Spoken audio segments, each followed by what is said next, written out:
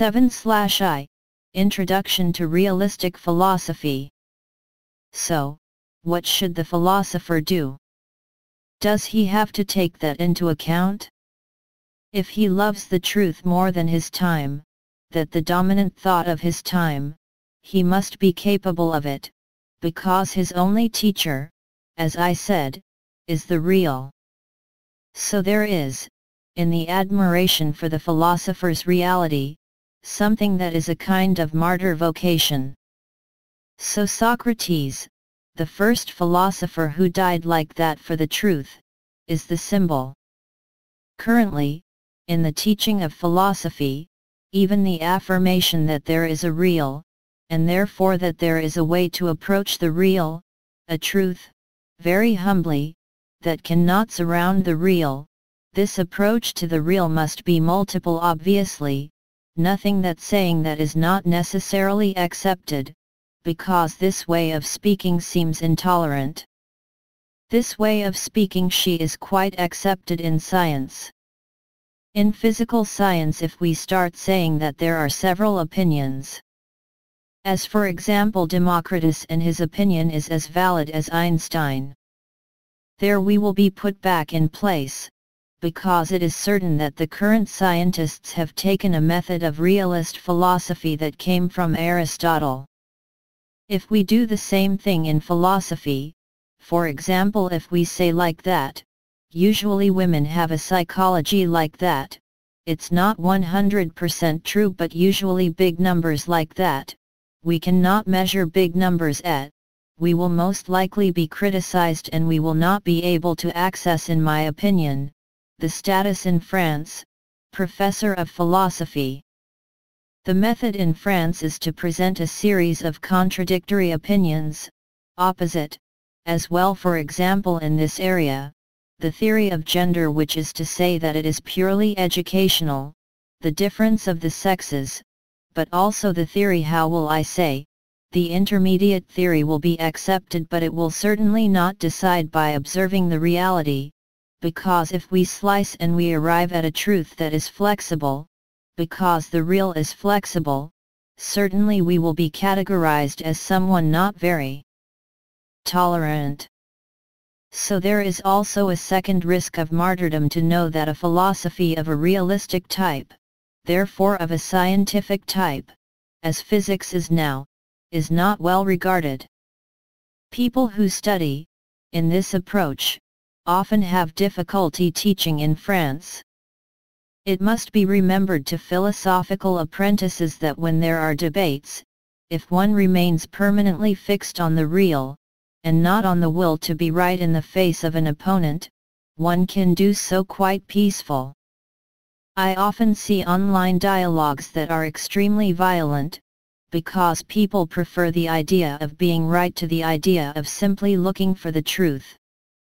When we seek the truth, and we do not try to impose it by saying that the truth is capable of imposing itself by itself, since it is there, and well we can have a philosopher's job, and while knowing that there is a risk of martyrdom as Socrates lived, media martyr of course, one can quite exercise the job of philosopher in a very peaceful way.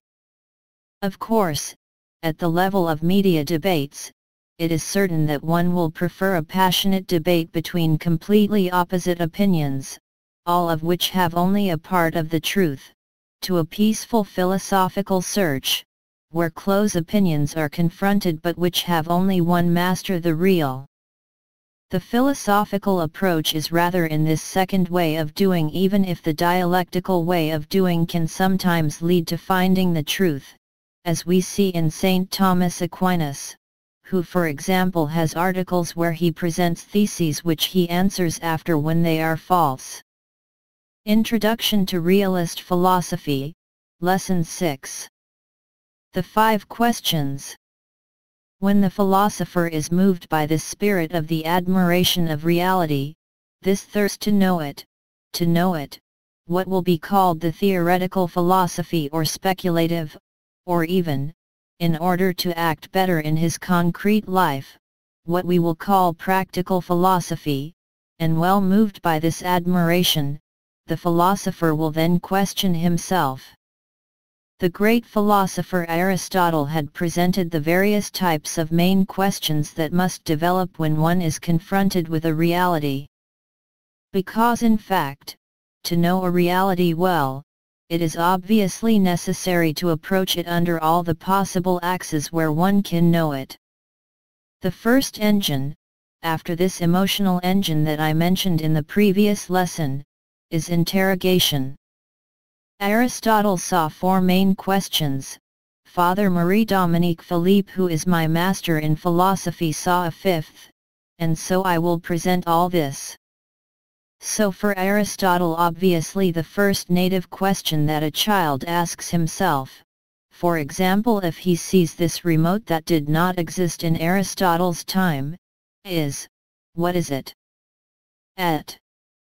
The question quescase, which is obviously fundamental, we will respond with what he called the formal cause. Formal, it means, what determines, what structures the essence of what that thing is. Well, for this, the remote control, its formal cause is a remote control that drives a camcorder. The second question, which is much less important to Aristotle, but which goes with the formal cause, is, what is it made of? What is it made of? He called the material cause. As part of this remote we will answer that there is plastic, there may be inside printed circuits, copper, maybe a little gold, etc., but it is a question that can be asked. If we only stop at what it is, but we obviously know what it's used for, as I explained earlier, it makes the camcorder work. But we do not know everything about this remote control. In wondering how it is done, we go even further, even if it brings less than the previous question. This is where Father Marie-Dominique Philippe added a causality in relation to the fact that it is a work of art, obviously a utilitarian art. But it is still a work of art, that thing, but he could not ask it on all realities. For example, if you're dealing with a flower, it's complicated. The question was that of the exemplary cause. What is it made of? I would say that this remote is made on the model of the idea that we had a series of engineers who certainly exist, who are alive, who continue to work now, and who thought this remote according to the camcorder that is in front. So that's their idea. They are many, they cannot currently be alone. It is their idea, their utilitarian artistic project that concretely gave this remote control, and they thought the design and everything, and also the interior operation. The next question is, where did it come from? Where it comes from is very important, and there, I have no idea the exact name of the engineers who thought it. All I know is that with common sense, and nobody will criticize us on this, I can answer with absolute certainty, that it was thought by a clever drawing. That is, there are below, intelligences, human engineers. How can I say that they are humans? Well, I look at the operation and I see that there are necessarily fingers. Language is the usual language of humans. So these human engineers thought it.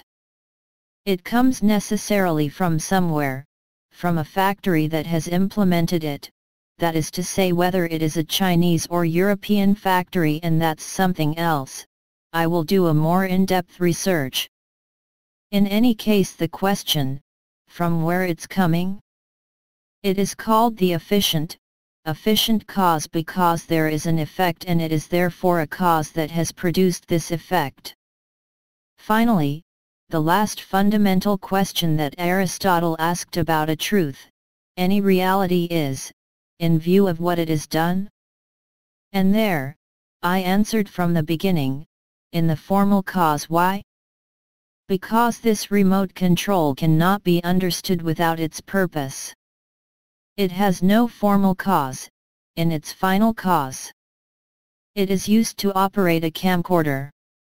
It is therefore, in view of what it is made, in order to operate a camcorder, its final cause. Aristotle added, that if one wants to know the totality of this reality that is the remote control, one must still ask some questions. For example, and that, it will come very quickly to the scientific minds, it is a question that is in the extension of the 5 that I asked until now. It is, how does it work? Aristotle spoke in Greek of the pos meaning how. How it works. That I would be unable to answer myself. There is a remote, so there is necessarily a ray of invisible light that goes from this remote to the camcorder, etc. There are circuits in it, but I am not an engineer in this matter, so I cannot answer. But actually, for that reality, I do not know how it works, I stay on the surface of things. This question of how does it work? It deals with the material cause, very strongly. It explains the current success of positive sciences and applied sciences like engineering precisely. It is an electronic thing. Because it has a very concrete result, when you know how the material works, so the material cause, so we can make concrete applications that are very practical for everyday life. At present we are very enthusiastic about these advances. But these advances, attention, they only affect the material cause. They bring comfort. If, for example, the philosopher, instead of asking the question on this simple remote control, asks the same questions about the human being, then we see that it is much more complicated, and since Aristotle, St. Thomas, and the philosophers modern, it has not necessarily progressed much. If I wonder what it is, looking at a human being, I would say, it's a human being. Okay. One gives the definition, a reasonable animal that one defines as a person, the fact that he has a spiritual substance. It means that he is not only like animals, sensitive or bodily like plants, and that he is capable, while he has a sensible and physical support, to have a spiritual thought, that is, to understand intellectual things and to freely want certain moral acts. I then ask myself the question of the efficient cause. I can have 2 answers. Where am I from? I come first from my parents. It is a close efficient cause that responds to something true, which will allow me to know my childhood, so my psychology, etc. But we can see that there is a much more radical answer than the man can ask. Where do I come from? And there will be 2 possible answers.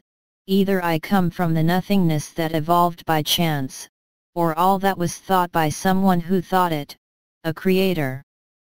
Depending on whether one or the other of these answers to this question answers, I will have a conception of, what is it?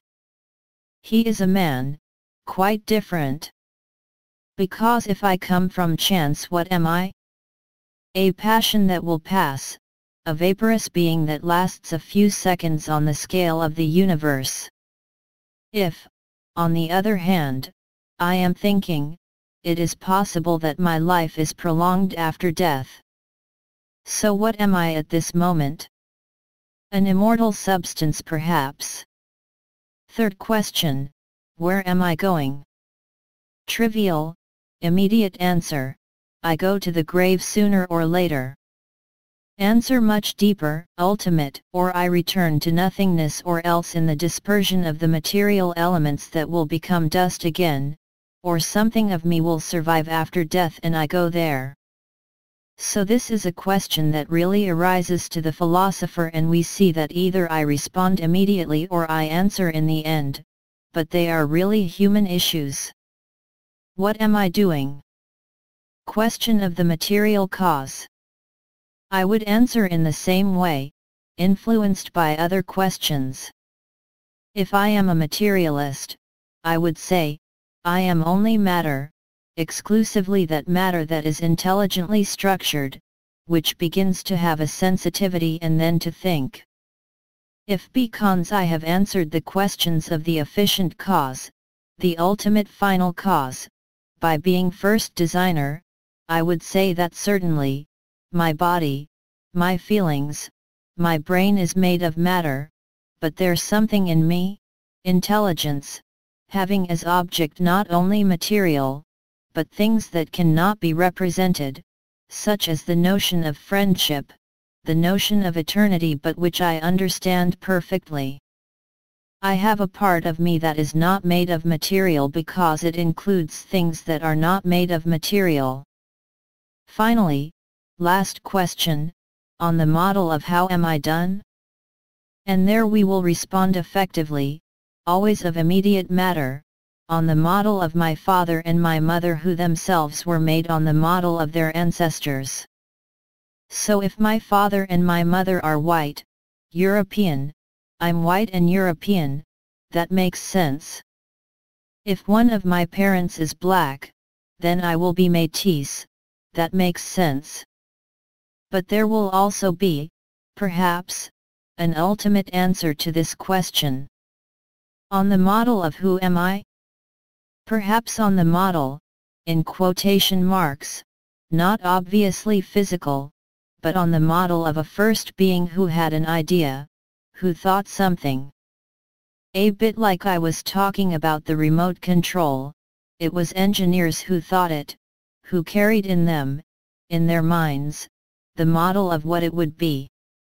Finally, last question, how do I walk? How does it work, this being called a human being?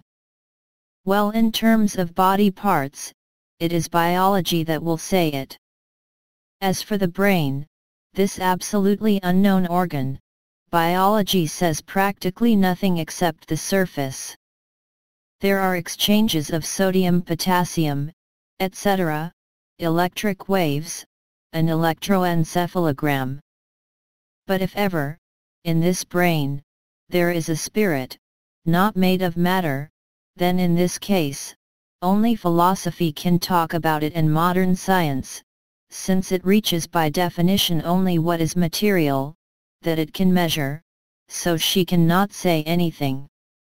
So we see it, with this simple approach, in a few minutes, that the answers to these 5 questions are coherent and follow each other. I do not settle here, between the 2 hypotheses that I have fixed. Do I come from nothingness or do I come from a being first? I did not do it. I simply presented the 2 possible hypotheses. In any case, as a philosopher it will ultimately be on that I will have to look, and it is also on this research, the ultimate causes, that philosophy has found its name, namely, love of wisdom. My goal being to know the whole of reality, I will not restrict myself, of course, to this wisdom. There is a whole science that I will develop, the science that analyzes, for example, how my body works. Biology is entirely part of the realist philosophy. Of course, it has its own method, which biologists define with calculations and so on. And mathematics, but as it really addresses a reality, it answers a question about this reality, it responds in a true way, it is therefore, by definition, part of the philosophy that seeks precisely to know the reality. So these 5 questions, and adding in addition the 6th, how does it work? They are very useful for someone who starts in philosophy because they really allow to structure his thinking. They are like a crutch. Of course, there are times when one or the other of the questions will not come in, or not directly. But in reality, when we start in philosophy, since we know that we must absolutely know the totality of the real as best as possible, it may be useful to remember the 4 causalities that Aristotle had developed, and the 5th that Father Marie-Dominique Philippe had developed, and the question of how does it work? I give an example. I ask myself the question to know this work of art, this virgin of the rebirth. The fundamental question that I am going to ask myself is, on the model of what is it made? That means, the artist who thought it, what was his idea? We will try to find the idea, carry it in his mind. What did he want to express, through this virgin, very peaceful, very silent, which is also part of a larger painting where she holds the infant Jesus on her lap? We are not going to ask ourselves first, how is it done? It will be a secondary study that scientists can do to see if it is an authentic virgin of that time. This is a reproduction obviously, it is quite different. It is clear that the essential is another question, it is the question of its beauty, its origin, and the project of the author. Father Marie-Dominique Philippe liked to say that these 5 questions were like the flair of a hunting dog who went hunting for game. They are the ones who will put us on the path of discovering reality. We must follow them, pull the thread of each question to the end, trying to say as much as possible. It must be remembered that Aristotle, when he invented all his philosophy, which is magnificent and grandiose, even if it dates back 300 years before Christ and therefore in many ways it is outdated, he relied, exclusively, at the starting point, on these 4 causalities that he analyzed one by one, with a method that he developed little by little, with the logic of reasoning and observation of the real. Nevertheless, he left there. So we see how this engine can be fantastic fruit. Aristotle, in there, may have a role, like the philosophers that I cite, a role of crutch, to allow us to go further in the discovery of the truth since they themselves have traveled the path. They are like teachers compared to students like us, much later. However, we must always remember that the only master, it remains the real. So often philosophers, dead masters, and living masters, only put words on a reality we already know because we have already observed the real. And if ever the word does not correspond to reality, and well, we must do as Aristotle did with Plato. I love Plato, but the truth more. Introduction to Realist Philosophy, Lesson 7 Experience.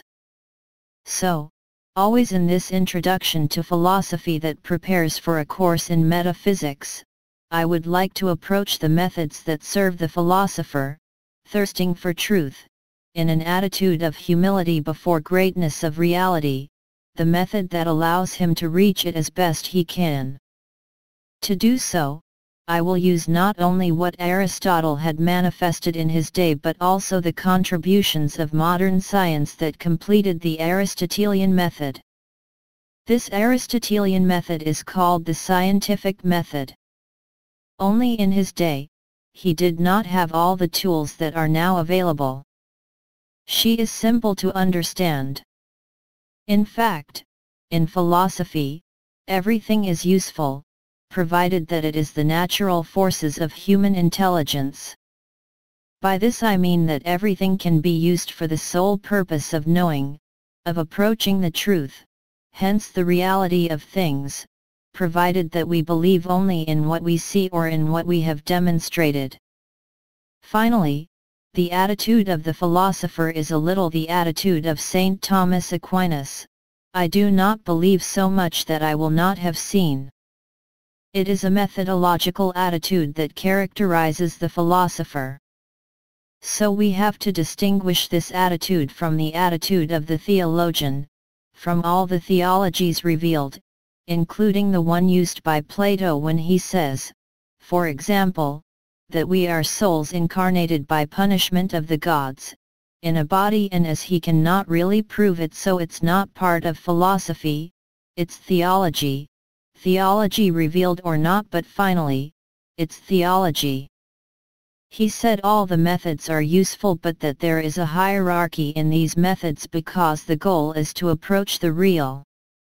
In fact, one realizes, by observing ways of doing things, that the deepest method, the most directly in contact with reality, is experience. This method, Aristotle had developed, and I will explain what it is right after. However, experience, she showed that she had limits. I mean, if I look at the sky with the experience of my eyes, I will believe, interpreting things, that the stars are, say, 1,000 kilometers, planted on a disk, and so on. And invent the method of Ptolemy. This is why, thanks to modern science, it has been realized that the experiment has to be supplemented by what is called scientific experimentation, that is to say, a sort of invented protocol to verify whether our senses do not deceive us and to interpret the real with precise tools that someone like Descartes had already staged in his discourse on the method, and which were much developed in the 19th and 20th centuries by modern science.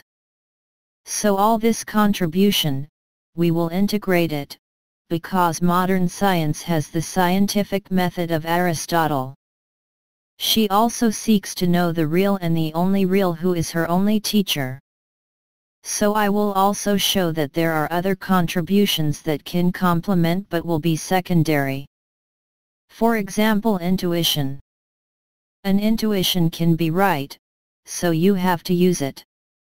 But it will be of value only if it is confronted with experience and experimentation which proves that it is a right intuition. So I would give the example of Albert Einstein with the intuition of his relativity.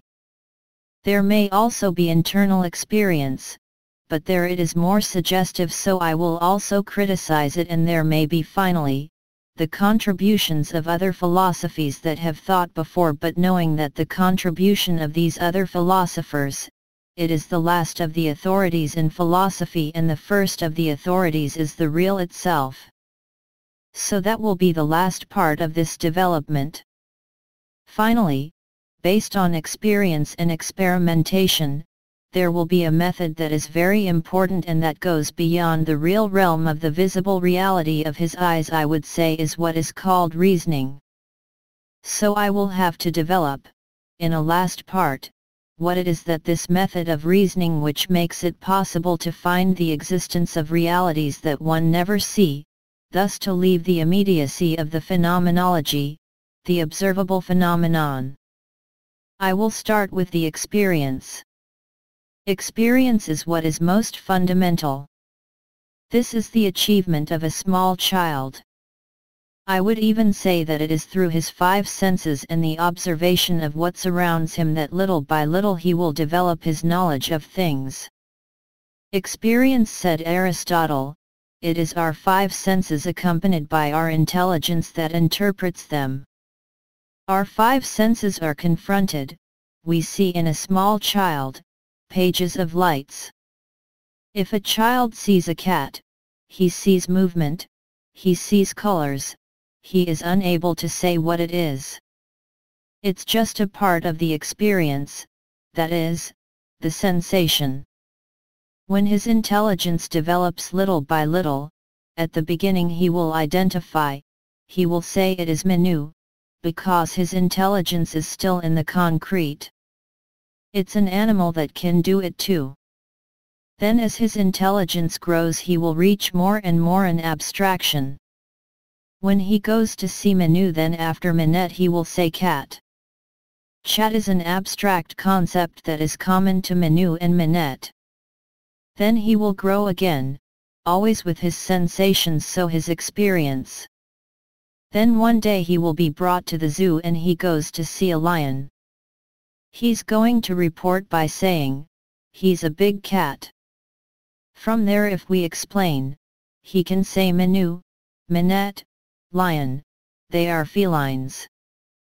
Feline, it's something even more abstract than cat. It's a kind and even a family. So we see it. Everything is based on experience, and it is experience that little by little, nourishing the intelligence, gives it an ever deeper knowledge of things, more and more general, but that gives something of the real. Aristotle pointed out that experience must always be first and must always be last. It means that if, through this mechanism of experience and as I go more and more in my intelligence, I discover an explanation to things, very tempting, very seductive, I must always remember that it must be verified in the end, in the experience again at the end, because this intellectual theory will be valid only if it truly accounts for what is given in the first place by experience. Then experience, as we see it here in Aristotle and among scientists we see it, is a bit of a child's attitude. Indeed, I trust my five senses. But as Descartes said, criticism which is very useful, what proves to me that my five senses do not deceive me? Descartes him, resolutely, he will leave, in philosophy, of this naive childishness, an intelligence with senses which submits itself to what he observes in the real to develop of other thing, a critical sense which is very important but which at it is going to hypertrophy to the point that he says, I can be wrong so I must find another way than experience, to be sure I'm not mistaken. Andy's reasoning will consist so convoluted that I do not like personally to say, I'm not sure that my senses do not deceive me, but there is one thing I am sure is that I think so I am. So one thing I'm sure of is that I exist. So how do I prove once that I exist? Only when I see realities that surround me, like this passing car, that I'm not dreaming, and that it's really real. Well, he'll say, it's very simple, I can demonstrate that God exists. He is going to make a completely convoluted demonstration of God that is much criticized now, which in his day seemed unstoppable, almost mathematical. It consisted in saying, for example, I have in my head, the concept of being the most perfect that one can imagine, which is infinite, etc. Now, among perfections, there is existence. So God necessarily exists, because if God did not exist, the concept of the most perfect being that is in my head, would not be realized, but the existence is part of the perfections. For me, as soon as we think about it we see that it's a little twisted, because existence is not a perfection, that's what makes us exist. It is fundamental. It is much more fundamental than a perfection, and that we will see it in metaphysics further. So it does not matter, if he can prove the existence of God, he says God, how perfect he is, how good he is, he cannot deceive me, so it means that what I see of my sense is true. This attitude of Descartes, which plunges into bizarre reasoning, it will cause that philosophy will lose its realism in its wake, while science, because it will develop another discourse, a discourse on the method, the science she will move to the realism of Aristotle again. So we can say that Descartes has immersed philosophy in vaporous and planing things while he plunged science into all the progress that we see him doing now, thanks to a method, that of experimentation. Aristotle, he said, no, the experience is sure, it is a child's attitude, but we must trust him with a certain critical spirit. We can be wrong sometimes, but our senses do not deceive us when they are sick.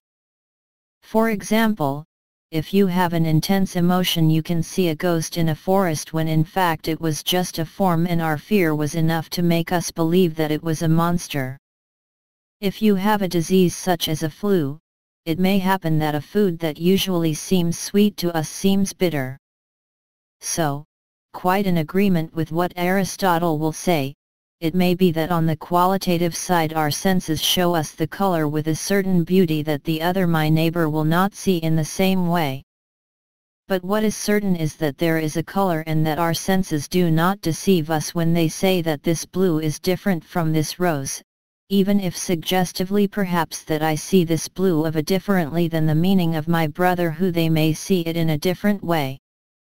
So we keep a critical sense of the sensations, but we maintain this childish naivety to believe that they do not deceive us all the time. To keep this realism in philosophy that gives Aristotle, I often say to my students, if we were Cartesian when we drive his car and we had a car that comes in front and we start to say what is proves to me that it exists.